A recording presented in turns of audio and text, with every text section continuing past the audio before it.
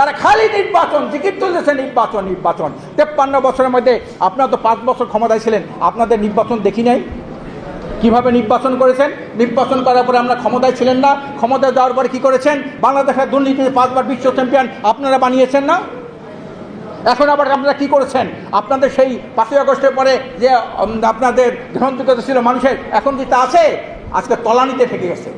চাঁদাবাজি, দখলবাজি থেকে শুরু করে নিজেরা নিজে হত্যা করেন। প্রায় 60-70 জন মানুষ নিজেরা আপনার চাঁদাবাজির জন্য, দখলবাজির জন্য আপনার হত্যা করেছেন। ইউনূস সাহেব হলো ভারতের জন্য সবচেয়ে বড় গলার কাটা। কোনো দল ভারতের গলার কাটা না। তা শুধু করে এক লেনদুব দর্জিকে ছড়াইছি, আর নূতন যে আসবে সে তাকে আবার লেনদুব দর্জি বানাবো। এই ইউনূসকে, ডক্টর ইউনূস সাহেবকে সরানোর জন্যে নির্বাচনটা জিকির উঠছে।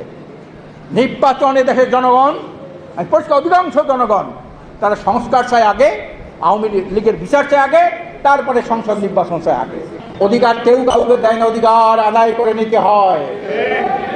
আমি বর্তমান ইউনূস সাহেবকে বলবো, আজকে দেশ স্বাধীন হয়ে 53 বছর, 53 বছরের মধ্যে এদেশে অনেক নেতার পরিবর্তন হয়েছে, অনেক দফার পরিবর্তন হয়েছে, সরকার কাঠামো অনেক পরিবর্তন হয়েছে। এদেশের মানুষ সংসদীয় পদ্ধতি সরকার দেখেছে, প্রেসিডেন্সিয়াল পদ্ধতি সরকার দেখেছে, সামরিক সরকার দেখেছে, তত্ত্বাবধায়ক সরকার দেখেছে, অন্তর্বর্তীকালীন সরকার দেখেছে।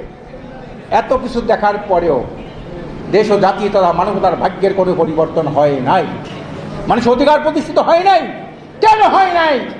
আমি ডক্টর ইউনূস সাহেবকে বলতে চাই, আপনার মতো 10 গুণ যোগ্যতা সম্পন্ন লোক যদি বাংলাদেশে ক্ষমতায় বসে, এই দেশে সুশাসন, ন্যায় বিচার, মানবাধিকার রক্ষা, ভোটাধিকার, ধর্ষণ, ছিনতাই, চাঁদাবাজি কোনোদিন আপনি বন্ধ করতে পারবেন না।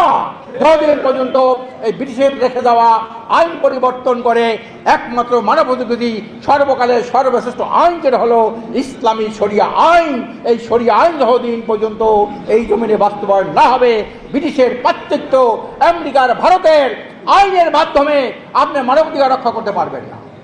আপনি দুর্নীতি দুঃশাসন বন্ধ করতে পারবেন না, চুরি ডাকাতি বন্ধ করতে পারবেন না। আপনার আমলে 8 বছরে মেয়েরা ধর্ষিত হয় কিভাবে? 6 বছরে মেয়েরা ধর্ষিত হয় কিভাবে? কেন আপনি পারেন না?